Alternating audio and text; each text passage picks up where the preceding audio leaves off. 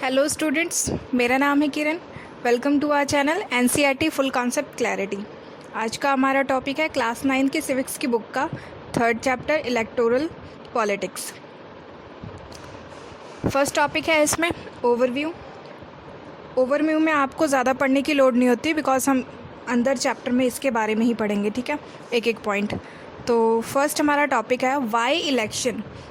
Election क्यों ज़रूरी है। Assembly election in Haryana. Assembly election, assembly का मतलब मैं आपको बता दूं कि ये स्टेट इलेक्शन होते हैं जो स्टेट्स में होते हैं, ठीक है। और ये सबसे पहले है अखबार की कटिंग है 1987 की। इसमें क्या लिखा है कि मिडनाइट के बाद जो काफ़ी क्राउड है 5 घंटे से वे अपने आने वाले लीडर का इंतज़ार कर रहे हैं, और जो लीडर के जो ऑर्गेनाइजर्स हैं वो इस भीड़ को मतलब एश्योर कर रहे हैं कि आप किसी भी मूवमेंट के आपका जो लीडर है वो आ जाएगा। जब भी वहाँ से कोई व्हीकल पास आउट होता है तो वो सारे खड़े हो जाते हैं। और ये लीडर कौन है? The leader is mister Devilal. In leader का नाम क्या था? मिस्टर देवीलाल, जो कि हरियाणा संघर्ष समिति के चीफ थे। इनकी एज 96 ईयर्स की है। Very busy in these day, और इन दिनों में वो बहुत ज़्यादा बिजी थे। He stay start 8 AM and after 11 PM। उनका जो दिन था वो 8 बजे से शुरू होकर रात 11 बजे पर ख़त्म होता था। Already address 9 election meeting since morning.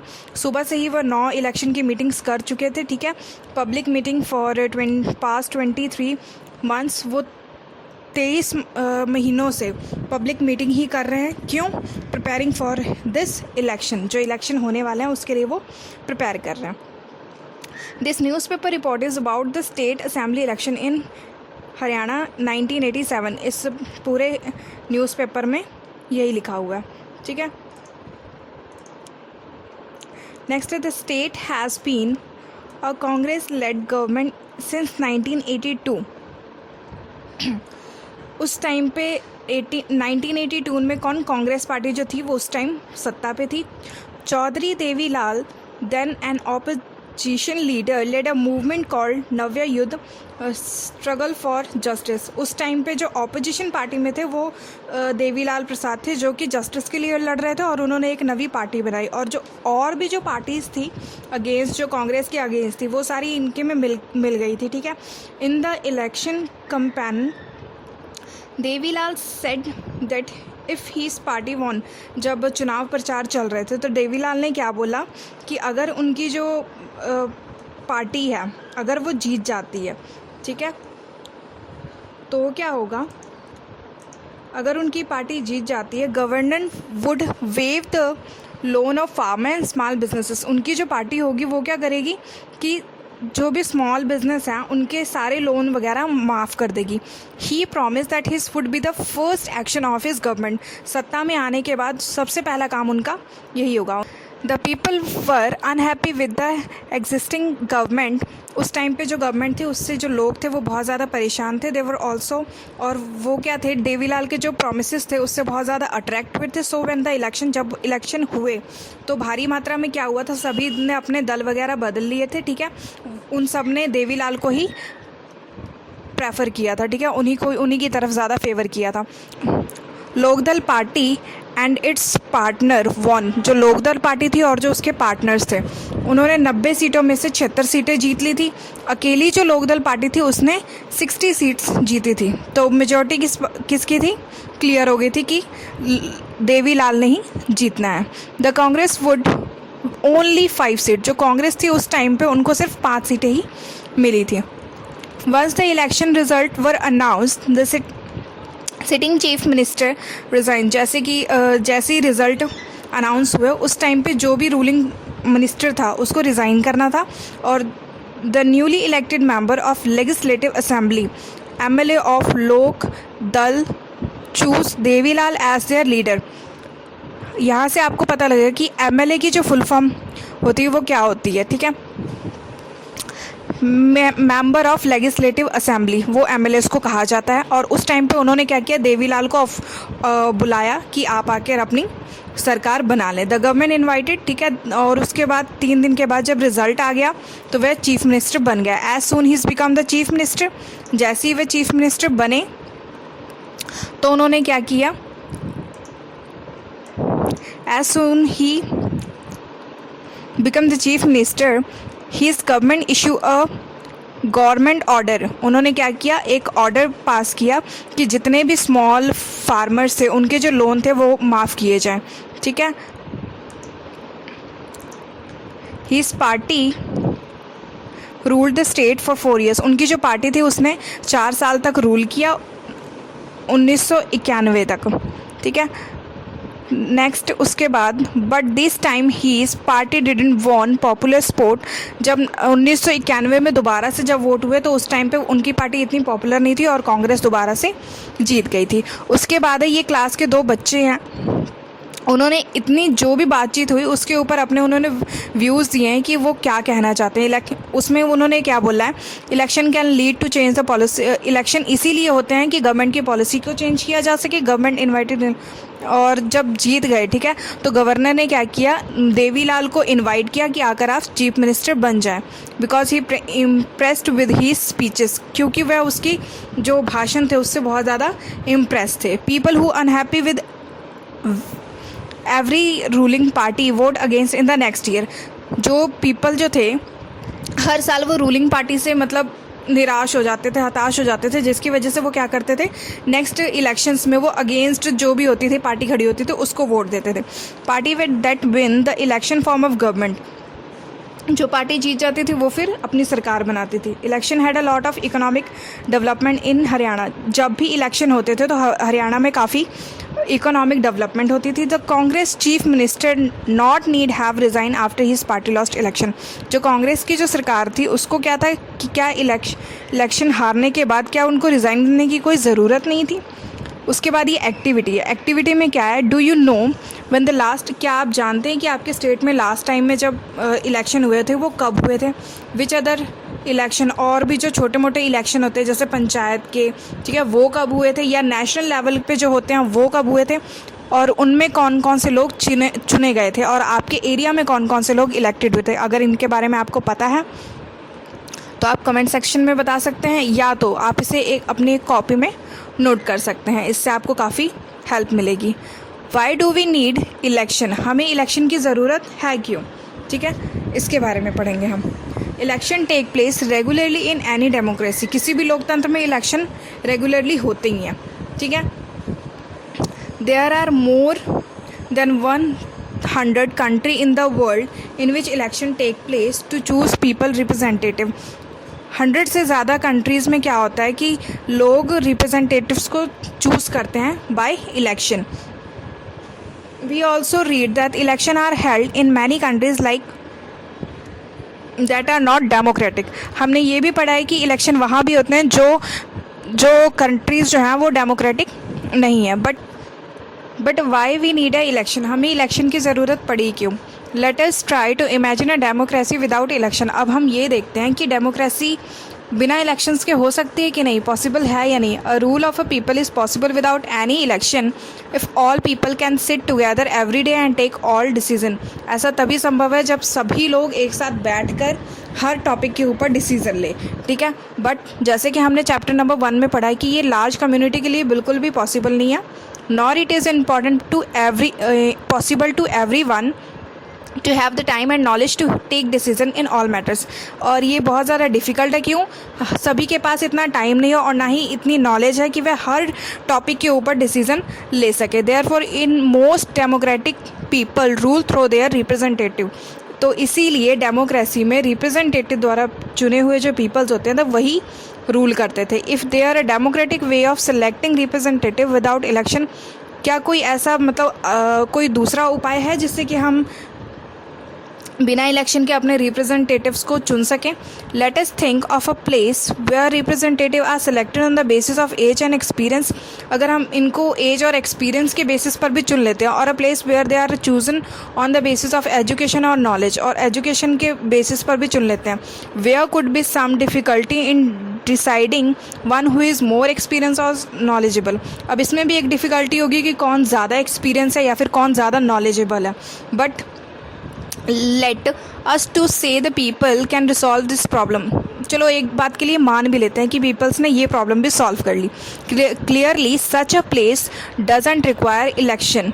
तो इससे क्या हुआ कि कोई जो प्लेस है वो इलेक्शन रिक्वायर नहीं करती. But can we call this place a democracy? क्या हम ऐसी जगह को फिर डेमोक्रेसी कह सकते हैं? How do we find out if the people look like their representative or not? कैसे हमें पता लगेगा कि वो सही पर्सन है या नहीं? How do we ensure that these representative rule as per the wishes of people? और हम कैसे मान सकते हैं कि ये लोगों की भलाई के लिए या उनकी इच्छा अनुसार काम करेंगे? How to make sure that those who the people don't like to do remain their representative? This require a mechanism by people can choose their representative at regular interval and change them if they wish to do so.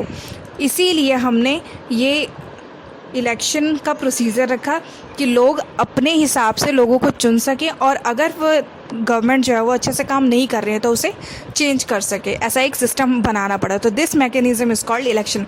इसी system को क्या कहा गया? Election. Therefore election are consider essential in our time for any representative democracy. किसी भी democracy के लिए ये इलेक्शन बहुत ज़्यादा ज़रूरी है. कैसे? If in an election the voters make many choices. किसी भी इलेक्शन में वोटर्स के पास बहुत सारी चॉइसेस होती है. जैसे कि वे ये चूज़ करते हैं कि उनके लिए नियम कौन बनाएगा.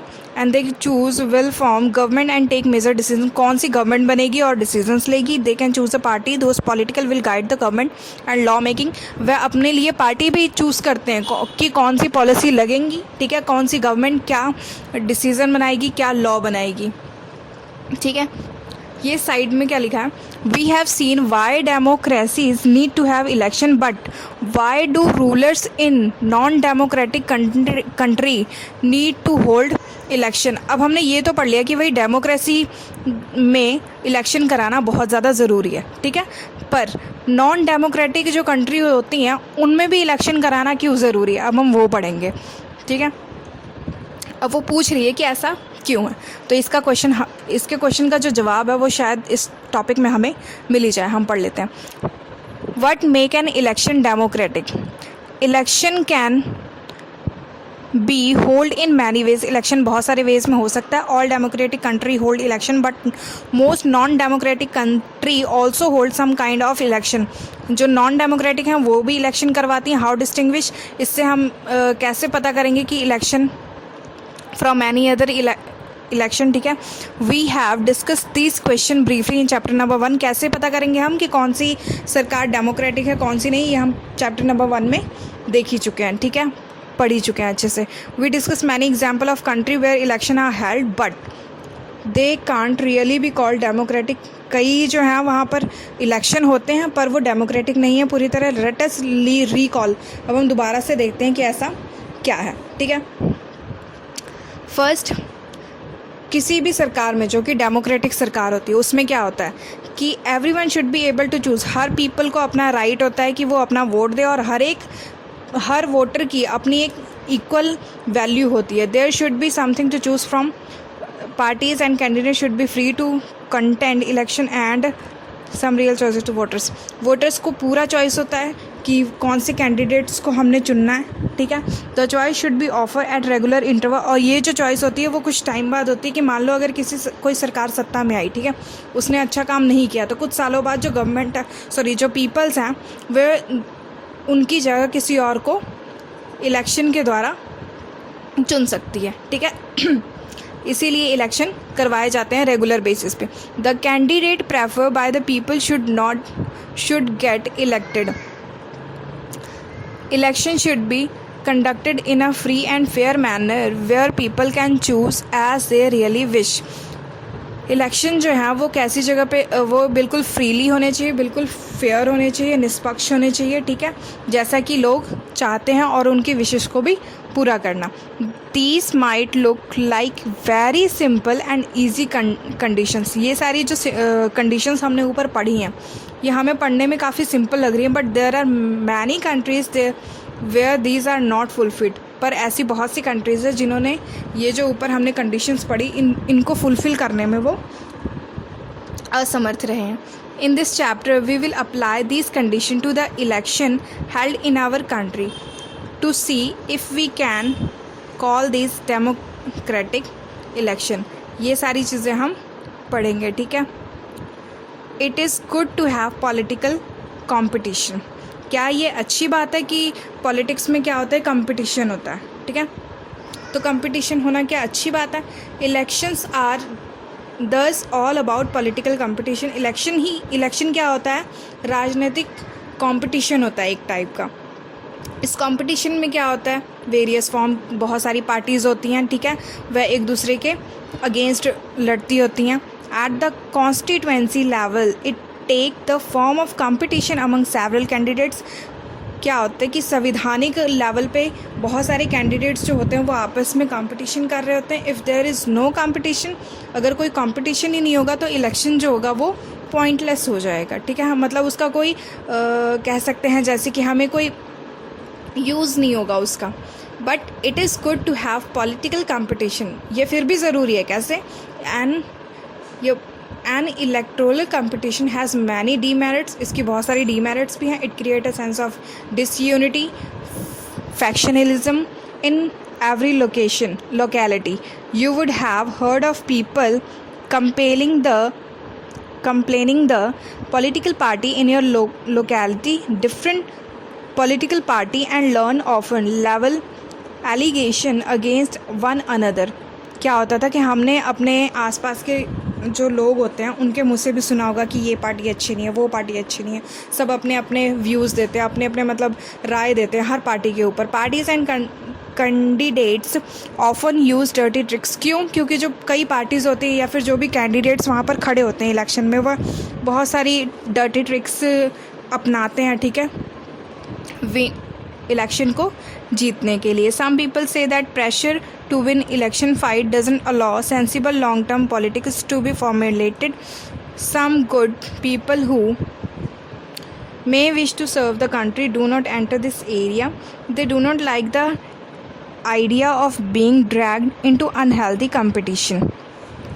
कुछ लोग जो होते हैं, कुछ तो क्या करते हैं, पॉलिटिकल उनको बहुत प्रेशर होता है कि उन्हें जीतना ही जीतना है, तो वे अपनी ये टिप्स एंड ट्रिक्स अपनाते ही रहते हैं, ठीक है, बैड। और जो कुछ लोग होते हैं वो रियली में सर्व करने के लिए आए होते हैं कि हम भी देश की सेवा करेंगे, ठीक है, बट उनको वो एक हेल्दी कंपटीशन नहीं होता है। Our constitution makers were aware of this problem. हमारे जो कॉन्स्टिट्यूशन मेकर्स थे, जिन्होंने संविधान बनाया, हमारे जो लीडर्स थे, फ्रीडम फाइटर्स वगैरह, उनको ये बात पता ही थी, ठीक है, कि ऐसा होगा.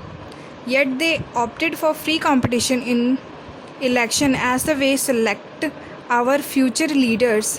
दे did so because this system work better in the long run.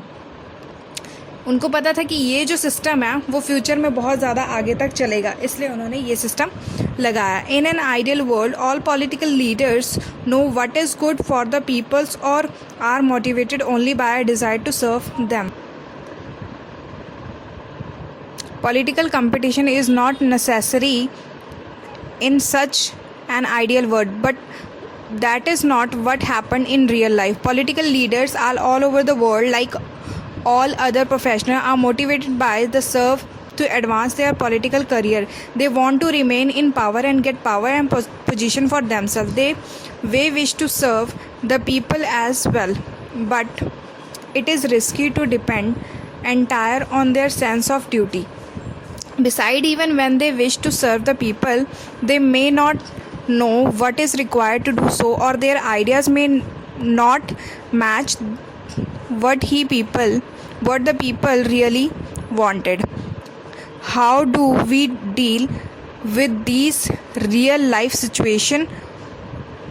इसमें क्या था कि लीडर्स को ये बात पता थी कि ऐसा होगा, तो उन्होंने ये पॉलिसी लगाई, ठीक है, उन्होंने ये एक पॉलिसी तैयार की. इससे क्या था कि जो भी रूलिंग पार्टी होगी, अगर वह चाहती है कि वह इसी पावर में रहे, ठीक है, ये पावर उसको बार बार मिलती रहे, उसका जो पॉलिटिकल करियर है वो बिल्कुल सही रहे, तो उसे जनता की विशेस को पूरा करना ही होगा, काम जो है वो अच्छे से अपना करना ही पड़ेगा. How do we deal with these real life situation? On way is to try and to improve the knowledge and character of political leaders. The other and more realistic way is to set up a system where political leaders are rewarded for serving the people and punished for not doing so. इसका जो सबसे अच्छा method क्या था कि कैसे जो उनकी नॉलेज है लीडर्स की या उनके कैरेक्टर है उसको कैसे इम्प्रूव किया जाए।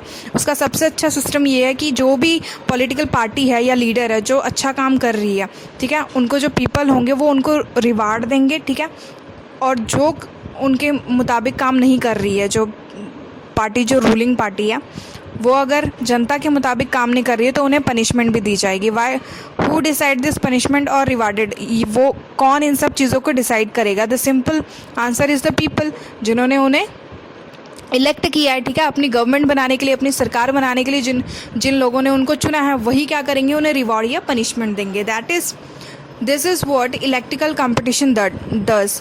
ये सारी चीज़ें जो हैं वो इलेक्ट्रिकल कंपटीशन में होंगी। Regular electoral competition provide incentives to political party and leaders. जो रेगुलर जो पॉलिटिकल कंपटीशन है इसमें क्या होगा, जो पार्टीज़ होंगी या लीडर होंगे उनको इंसेंटिव दिया जाएगा। They know that if they raise issue that people want to be raise, their popularity and chances to victory will increase in the next election. उन्हें ये बात अच्छे से पता है कि मान लो जो लोग हैं वो किसी भी इशू को लेकर वो परेशान है, ठीक है, तो उस इशू को ख़त्म करना या उस पर बातचीत करना, इससे क्या होगा कि उनकी पॉपुलैरिटी बढ़ जाएगी और उनके जीतने के चांसेस बढ़ जाएंगे नेक्स्ट इलेक्शन में। But if they fail to satisfy the voters with their work, they will not be able to win again. पर अगर सत्ता में रहकर उन्होंने लोगों को सेटिस्फाई नहीं किया, ठीक है, तो वह क्या करेंगे, अगले चुनाव में वह जीत नहीं पाएंगे। So if a political party is motivated only by desire to be power even when it will be force to be serve the people, अगर कोई पार्टी जो है वो पावर में रहना चाहती है तो उसे पीपल को अच्छे से सर्व करना ही पड़ेगा। This is a bit like the way market to work, जैसे कि मार्केट में होता है। Even if a shopkeeper is interested only in his profit he is force to give good service to the customer. अगर कोई shopkeeper है वो चाहता है कि उसका जो प्रॉफिट है वो बहुत ज़्यादा बढ़े तो उसे क्या करना पड़ेगा, अपने जो कस्टमर आए हैं उनके साथ अच्छा बिहेवियर करना ही पड़ेगा। इफ़ ही डज़ नॉट, अगर वह ऐसा नहीं करता है तो कस्टमर जो होगा वो दोबारा उसकी शॉप में आएगा नहीं। Similarly political competition may cause division and some ugliness but it finally help to force political party and leader to serve the people। इसी तरह से क्या होता है कि पॉलिटिकल जो लीडर्स होते हैं उनके पीछे भी प्रेशर होता है कि अगर वह लोगों के लिए, जनता के लिए काम नहीं करेंगे तो क्या होगा कि उनकी जो पावर है वो वैसी नहीं रहेगी जैसी रहनी चाहिए। ये है, ठीक है, जैसे कि एक लीडर है, ठीक है, लीडर क्या बोल रहा है, ये है लीडर और ये है हमारी आम जनता। मेरे पास योजना है, घोषणाएं हैं, वादे हैं, ये सारी बातें ये कर रहा है, ठीक है, बट जो वोटर है, वोटर क्या बोल रहा है कि मेरे पास वोट है, क्योंकि अगर आप अच्छे से काम नहीं करोगे तो मैं आपको वोट नहीं दूंगा, ठीक है। और जस्ट लाइक ये, अगर वो अच्छी अच्छी प्रोमिसेस करता है और ये हमारे वोटर्स हैं, क्या होगा, कोई भी नेता अगर अच्छे प्रोमिसेस करता है वो उनको पूरी तरह से सेटिस्फाई करता है कि वह उनकी नीड्स को पूरा करेगा, ठीक है, उनके विशेस को पूरा करेगा, उनके जो भी मुद्दे हैं उनको रिसॉल्व करेगा, तो वोटर्स क्या होंगे, अपने आप उसके पीछे आ जाएंगे, ठीक है। Read these 2 cartoon carefully, in cartoons को आप पढ़ें। राइट द मैसेज, इसका मैसेज देखिए कि ये कहना क्या चाहते हैं। हैव अ डिस्कशन, क्लास में अपने बैठ के डिस्कशन करें, ठीक है, कि आपके एरिया में भी ऐसा हो रहा है या नहीं। और इससे हमें ये भी पता लगता है कि रिलेशन क्या है वोटर और एक पॉलिटिकल लीडर के बीच में, क्या रिलेशंस हैं, ठीक है। तो नेक्स्ट आगे आने वाली वीडियो में हम पढ़ेंगे। आशा करती हूँ आपको हमारा ये वीडियो बहुत पसंद आया होगा। Thanks for watching this video.